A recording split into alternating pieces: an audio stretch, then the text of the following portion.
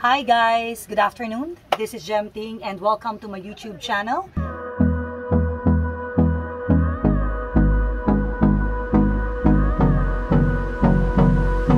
Ngayon po, what we will be doing is i-cover po natin yung event that's gonna happen today here in a very sanctuary nestled on the hills of Silang, Cavite, which is what we call Shambhala. Now, I would say personally, a space where art, nature, and spiritual converge. You can really see and feel the difference of a place far from Manila. And of course, something to expect with this video, we will be covering the places or the, nice spots that they have here. And you'll be seeing, of course, an event by Manila Art Convention, collaboration also with the Tawid soft opening.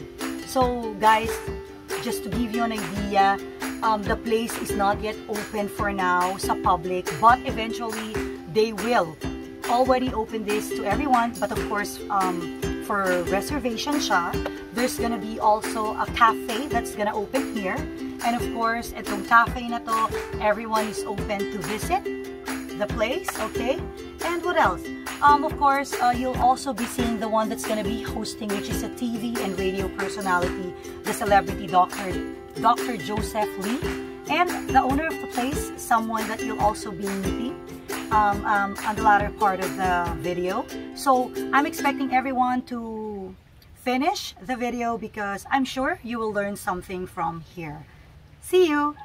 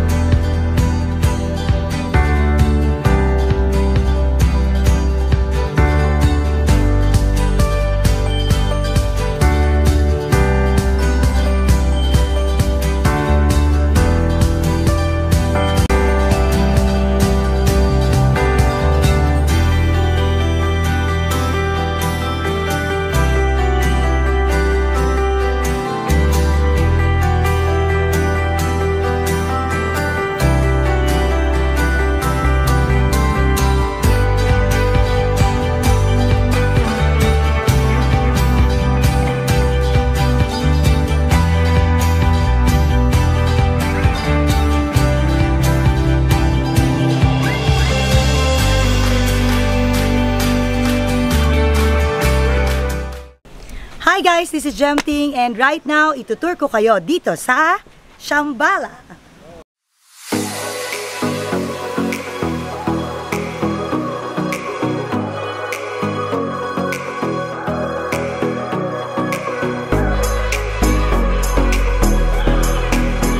Hi guys, and ngayon, ito po ang isa sa pinagmamalaki here in Shambhala, one of the authentic na bahay o a place that you can rest na nanggaling pa po ng Cordillera.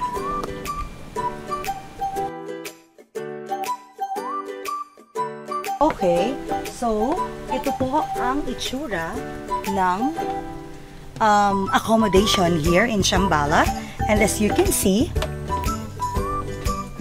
okay, meron po siyang bed that you can stay with. Ayan po, makikita nyo.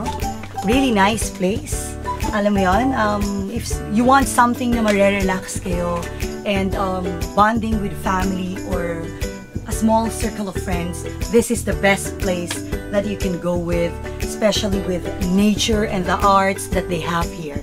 So I'm gonna show you kung ano pang meron dito.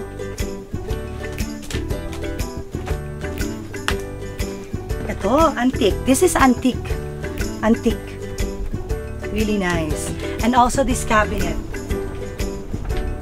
Yan. This cabinet is also an antique collection. So there. Okay.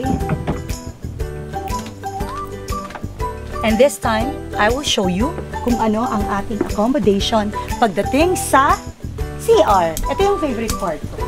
It's really important na, malinis yung CR natin. And before you take a look on this, I super love this place. I'll show you. Hala pa, paano ba ito buksan? I think it's open already. Okay, here. Tcharan! Diba? Where can you see a place like this? So, eto, pwede ka ditong mag-soak. You know, you can bring your favorite like bath salt for your body, and it's overlooking also. Yeah, so sobrang ganda niya. So, in-encourage ko po kayong bisitahin to. Yan, there, look. Meron po siyang overlooking sa Silang, Cavite. Okay? So, meron din po tayong outdoor na shower area. There. Really nice. So, ako parang gusto ko dito mag-shower.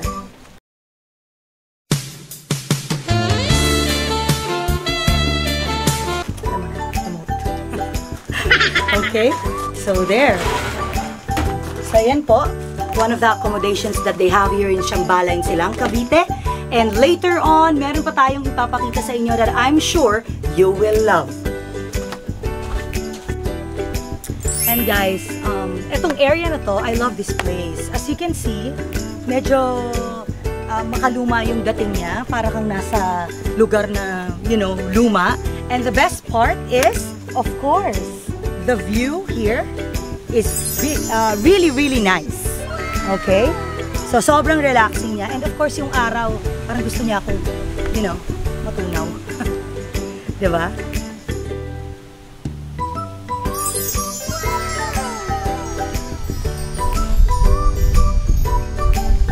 And right now, guys, eto na, tinatahak na natin yung pababa ng Shambhala. Mind you, guys, we are in a place wherein it's 1.5 hectares na property. Okay? So, there. So, guys, medyo mag-iingat lang kayo.